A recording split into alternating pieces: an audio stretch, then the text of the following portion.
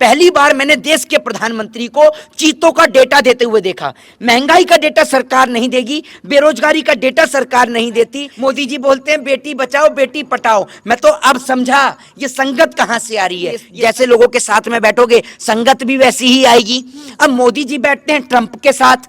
Trump देख लीजिए किस आरोप में बंधे इनका यार कि ना जाने क्यों हिंदू और मुसलमान में बवाल है। दोनों ही तो भारत माँ के लाल हैं। नफरत ऐसी फैला दी और इतनी नफरत फैला दी है कि चाहे रामनवमी का पर्व हो, चाहे हनुमान जयंती की शोभा यात्रा हो, उनके अंदर ये लोग विघ्न डालने का काम करते हैं। इनकी औकात नहीं है कि ये लोग अरुणाचल प्रदेश में चाइना ने जो 11 जगहों के नाम बदले उसको चेंज करा सकें। इनकी औकात नहीं है देश के अंदर एजुकेशन, हेल्थ और डेवलपमेंट पे चर्चा करने की। कोई व्यक्ति कहीं से प्रकट होकर निकल कर बोलता है ये ताजमहल नहीं तेजो महल है। कोई कहता है कि ये कुतुब मीनार नहीं ये मंदिर हुआ करता था। कोई कहता है ये मस्जिद नहीं ये मंदिर हुआ करता था।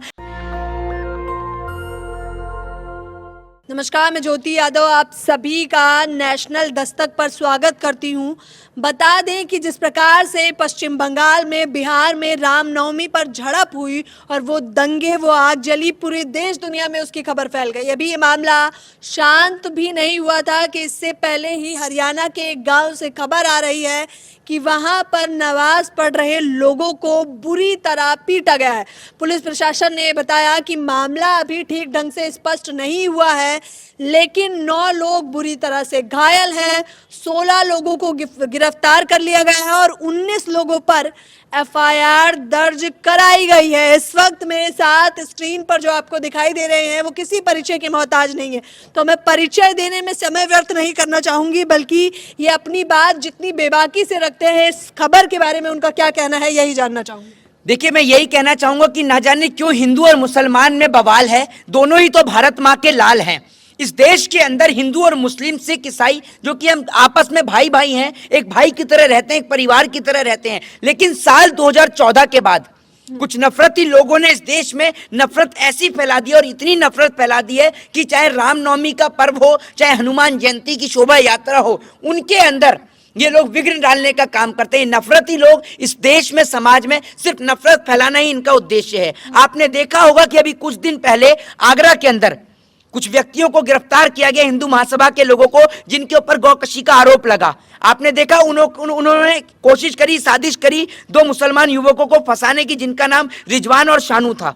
आप सोच लीजिए, ये लोग देश और समाज में सिर्फ नफरत फैलाना चाहते हैं। इनकी औकात नहीं है कि ये लोग अरुणाचल प्रदेश में चाइना ने जो 11 जगहों के नाम बदले उसको चेंज करा सकें। इनकी औकात नहीं है देश के अंदर एजुकेशन, हेल्थ और डेवलपमेंट पर चर्चा करने की। इसीलिए ये लोग देश में और समाज में हिंदू और मुसलमान के नाम के झगड़े करते हैं और हिंदू और मुसलमान के नाम का उन्माद फैलाते हैं। लेकिन पुलिस प्रशासन तो कह रहा है अभी स्पष्ट ही नहीं हुआ है कि लड़ाई किन गुटों में हुई है। ऐसा नहीं बताया जा सकता कि हिंदू और मुसलमान में लड़ाई नहीं, हो मैं बिहार की बात कर रहा हूँ। मैं बिहार और बंगाल को लेकर आपसे बात कर रहा हूँ। हाँ। जी, हरियाणा में जो हुआ उस पर क्या कहेंगे? जिस प्रकार से उन्हें बुरी तरह मारा गया, पीटा गया, डंडे भी बजाए गए, आपस में इतनी ज्यादा झड़प हुई कि 9 लोग बुरी तरह घायल हैं। देखिए, मैं आपको बता दूं कि ये देश की कोई पहली घटना नहीं है। साल 2014 के बाद ऐसी कई घटनाएं रोज, डेली, दिन प्रतिदिन अखबारों के अंदर, न्यूज़पेपर्स के अंदर या टेलीविजन की हेडलाइन के तौर पर आप लोगों के सामने आती हैं। ये इस देश में इतनी नफरत पैदा कर दी। कोई व्यक्ति कहीं से प्रकट होकर निकल कर बोलता है ये ताजमहल नहीं तेजो महल है। कोई कहता है कि ये कुतुब मीनार नहीं ये मंदिर हुआ करता था। कोई कहता है ये मस्जिद नहीं ये मंदिर हुआ करता था। एक बात आप मुझे बताइए, मंदिर और मस्जिद लोगों को खाने को दे देंगे क्या? ये बताइए आप मुझे।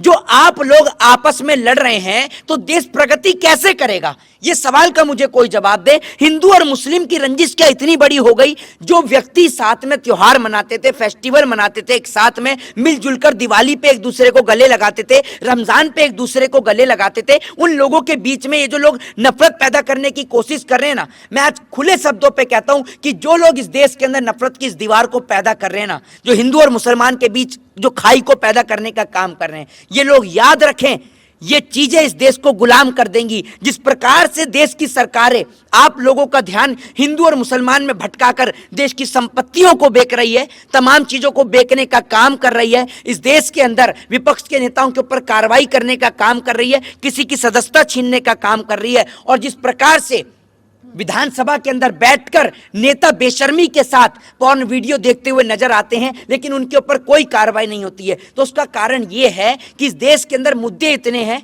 कि लोगों को उनमें व्यस्त कर दिया जाता है, लोगों को धर्म की अफीम चटाई जा रही है, लोगों को ना तो रोजगार पर चर्चा कराई जाती, ना शिक्षा पे, ना हेल्थ पे, ना डेवलपमेंट पे। इस देश के अंदर पहली बार मैंने देश के प्रधानमंत्री को चीतों का डेटा देते हुए देखा। महंगाई का डेटा सरकार नहीं देगी, बेरोजगारी का डेटा सरकार नहीं देती, इस देश के अंदर कोरोना में कितने लोग मर गए सरकार उसका डेटा नहीं देती, कितने किसान मर गए उसका डेटा नहीं देती, कितने किसानों ने आत्महत्या कर ली उसका डेटा नहीं देती, लेकिन प्रधानमंत्री चीतों का डेटा देख रहे हैं।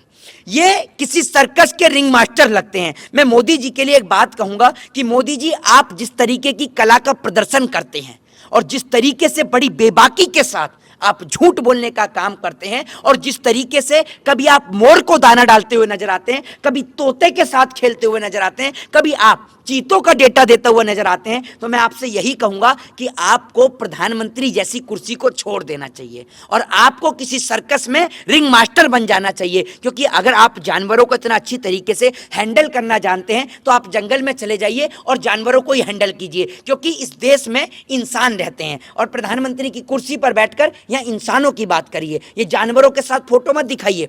अब सवाल तो ये आप खड़ा ये होता कह है, रहे हैं कि आम जनता इतनी समझदार नहीं है कि वो हिंदू मुस्लिम का मुद्दे में लड़े जा रही है।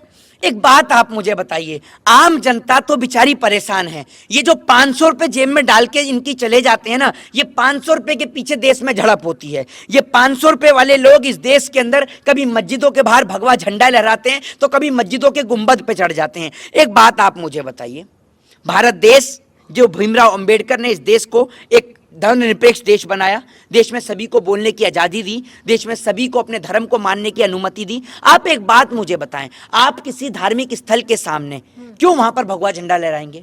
अगर मुसलमान मुहर्रम के पर्व बीजेपी पर, ही कह रही है, ये कैसे आप पहचान कैसे करते हैं कि वो बीजेपी के ही लोग हैं? एक बात मुझे बताइए, अगर वो बीजेपी के लोग नहीं है, ये ईश्वरप्पा किसकी पार्टी का है जो कहता है अजान से मेरे सर में दर्द होता है? बीजेपी मना कर दे वो उसकी पार्टी का नहीं है? मना करे ना बीजेपी, उसकी पार्टी का नहीं है क्या वो? ये बताइए ना आप मुझे। बीजेपी के जो नेता थे नवीन जिंदल, ठीक है, नूपुर शर्मा, ये बीजेपी की नहीं है? बताइए ना आप मुझे, ये बीजेपी की तो थी? बताइए, ये नफरत पैदा करने वाली की जड़ बीजेपी से है। और मैं आपको एक बात कहता हूं, मुझे खुले तौर पर बोलना पसंद है, चाहे आप उसके लिए मुझे जेल के अंदर डाल दें, मुझे फांसी के फंदे पर झुला दें, लेकिन मैं सच की आवाज को उठाता रहूंगा। आप मुझे गोली भी मार देंगे तो मुझे सीने पे गोली खाना पसंद है, लेकिन मुझे किसी का झूठ स्वीकार नहीं है। हरियाणा में जो हुआ उसमें अभी ये स्पष्ट नहीं हुआ है कि वो हिंदू मुस्लिम गठ आपस में लड़े हैं या फिर मुसलमान युवक ने ही मुसलमानों को पीटा है। मैं उसकी बात नहीं कर रहा हूं, मैं आपसे आगरा की बात कर रहा हूं, मैं बिहार की और बंगाल की बात कर रहा हूं। ये आए दिन देश में खबरें सुनने को मिलती है हर जगह से। क्यों इस देश में इतनी नफरत पैदा हो रही है? प्रधानमंत्री को कभी आपने 10 मिनट भी शिक्षा के ऊपर चर्चा करते हुए देखा है? मन की बात कर लेते हैं वो तो। एक बात आप मुझे स्कूलों में दौरा भी करा 12वीं के एग्जाम के दौरा, नहीं, एक बात आप मुझे बताइए, स्कूल में दौरा अगर मोदी जी कर लेते ना तो इतने पेपर लीक नहीं होते। तो ये जो स्कूल में दौरा किया, इस बात को जेब में ही रखें तो बहुत अच्छा है, वरना अभी खोलना शुरू किया ना तो उत्तर प्रदेश में ही सबसे ज्यादा पेपर लीक हुए हैं। तो ये बात ना बताएं कि पेपर में आप दौरा कर रहे हैं। हमें पता है किस तरीके का आपका दौरा रहता है। दौरा तो आप करके आते हैं विदेश में, और जैसा देश वैसा भेष। एक कहावत कहते हैं ना कि जैसे देश जैसे लोगों के साथ में बैठोगे संगत भी वैसी ही आएगी। अब मोदी जी बैठते हैं ट्रंप के साथ, ट्रंप देख लीजिए किस आरोप में बंद है, इनका यार, इनका दोस्त। ट्रंप किस मामले में बंद हुआ जरा सोच तो लीजिए आप। अब कोई सोचे इस मामले में मेरे ऊपर कार्रवाई कर दे, जेल के अंदर बंद कर दे, तो भैया कोई कल जेल में बंद करवाता हो तो आज करा दे, कोई कल फांसी लगवाता हो तो आज लगवा दे। मोहित शर्मा सिर्फ भारत देश के संविधान और कानून से डरते हैं, और बाबा साहब भीमराव अंबेडकर मुझे हक और अधिकार देके गए हैं बीजेपी नहीं डरती संविधान से। बीजेपी संविधान से डरती है? संविधान की तो धज्जियां उड़ाती है बीजेपी। संविधान की धज्जियां उड़ाती है। आज अगर अंबेडकर साहब जिंदा होते ना तो आज अंबेडकर साहब सबसे पहले इन जैसे लोगों को, आज मेरे को समझ में आता है कि पटेल जी ने क्यों आरएसएस के ऊपर बैन लगाया। इसी कारण से सरदार पटेल ने आरएसएस के ऊपर बैन लगाया, क्योंकि ये देश के अंदर इस प्रकार के कार्य करवाती है। तो अब आम जनता क्या करेगी? क्योंकि ये आग जली जो दिन ब दिन होती जा रही है तो थमने का नाम नहीं ले रही है। देखिए, एक बात आप मुझे और बताइए बीजेपी गंगा, इसमें साफ सुन तौर लीजिए। पर कह रही है, मैं उनका विपक्ष का सत्ता में बैठे लोगों का जो इस पे बयान आया है वो बता देना चाहूंगी। जिस प्रकार से उन्होंने कहा कि अगर आम जनता आपस में फूट डालकर लड़ रही है तो क्या इसके लिए भी आप बीजेपी को जिम्मेदार बताएंगे? हाँ, ये बताइए ना आप मुझे कि जिस तरीके से नरेंद्र मोदी जी और योगी आदित्यनाथ जी लुलु मॉल का उद्घाटन करने के लिए पहुंच जाते हैं, तो एक बात मुझे बताइए, जिस मदरसे में आग लगाई गई, अगर मोदी जी उस मदरसे को देखने के लिए पहुंच जाते तो क्या हो जाता? बताइए ना आप मुझे। प्रेम का संदेश चला जाता। और भाजपा प्रेम और मोहब्बत से दूर है, भाजपा नफरत की राजनीति करती है। मोदी जी तो ट्रंप से मिलने के लिए जाते हैं, उसके लिए कार्यक्रम कराते हैं। अब की बार ट्रंप सरकार, और सोच लीजिए अगर ट्रंप की वहां सरकार बन जाती तो ट्रंप तो किस आरोप में बंद है, जरा देख लीजिए। वो पॉर्न वीडियो, पॉर्न स्टार के जो पैसे का मामला है, उस मामले में ट्रंप बंद है, तो देख लीजिए ना। और उसी से प्रेरणा ले रहे हैं मोदी तो जी आप के। कह रहे हैं गलत नहीं, संगत में है वो, अरे संगत बिल्कुल दूर हो। संगत, बिल्कुल संगत गलत है। और उन्हीं से प्रेरणा ले रहे हैं मोदी जी के नेता और मंत्री। देखा नहीं, त्रिपुरा की विधानसभा में बैठ के एक पॉर्न वीडियो देख रहा है। मोदी जी बोलते हैं बेटी बचाओ बेटी पटाओ। मैं तो अब समझा ये संगत कहां से आ रही है। ये संगत आ रही है वहां ट्रंप से आ रही थी। स्लिप ऑफ टंग हो गया था वो तो मोहित शर्मा। मैं आपसे कहता हूँ स्लिप ऑफ टंग हो जाता है, स्लिप ऑफ आइज तो नहीं होती। वो जो पॉर्न वीडियो देख रहा है वो क्या हो गया? वो भी स्लिप ऑफ टंग हो गया। ये तो बता दीजिए आप मुझे, स्लिप ऑफ आइज तो नहीं हो गया वो? ये तो बता दीजिए आप मुझे। जनता क्यों बार बार 3 राज्यों में भी बताइए जिता दिया? ये लोकतंत्र है, वोट की चोट से हरा सकती है जनता। नेल्सन मंडेला ने एक बात कही थी। उन्होंने कहा था कि किसी देश के अंदर अगर आप धर्म के नाम पर लोगों को उलझा देंगे तो आप किसी भी राज्य पर आराम से कब्जा कर सकते हैं।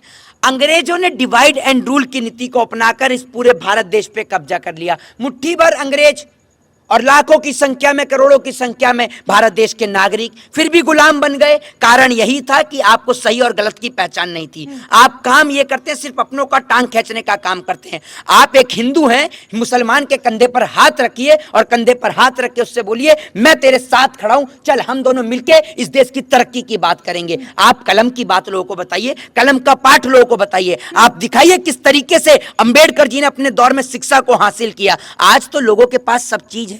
अच्छा, अब आम जनता को क्या संदेश देना चाहेंगे और क्या करना चाहिए? आम जनता को मैं यही कहना चाहूंगा कि एक व्यक्ति था बाबा साहब भीमराव अंबेडकर, जिन्होंने बड़ी मेहनत कशी कर कर उन्होंने पढ़ाई हासिल करी और 30 से ज्यादा डिग्रियां हासिल कर पूरे देश और देश के तिरंगे का नाम पूरे विश्व में रोशन किया। आज आपके पास सारी साख सुविधाएं हैं। आपके पिताजी मेहनत और मजदूरी करके आपको पढ़ाते हैं, तो आपका फर्ज बनता है कि आप पढ़ाई लिखाई पे ध्यान दें, ना कि दंगों में, ना कि हिंदू और मुसलमान में। जय हिंद, जय भारत, वंदे मातरम। ना हिंदू मुसलमान इन दंगों में साथ ना दें। और जाहिर तौर पर ये कह रहे हैं जो भीमराव अंबेडकर जी ने संविधान दिया है, उस संविधान के बदौलत ही अगर हम चलेंगे तो जाहिर तौर पर तरक्की कर पाएंगे। वरना अफसोसन जिस प्रकार की तुच्छ और घटिया राजनीति इन दिनों की जा रही है वो एक सोच विचार का विषय है। बीजेपी बार बार पलटवार कहती है कि वो इसमें जिम्मेदार नहीं है, क्योंकि आम जनता में फूट डली हुई है और वो इसका पूरा ठिकरा विपक्ष पे फोड़ देती है। अब सवाल यह है कि जनता की जागरूकता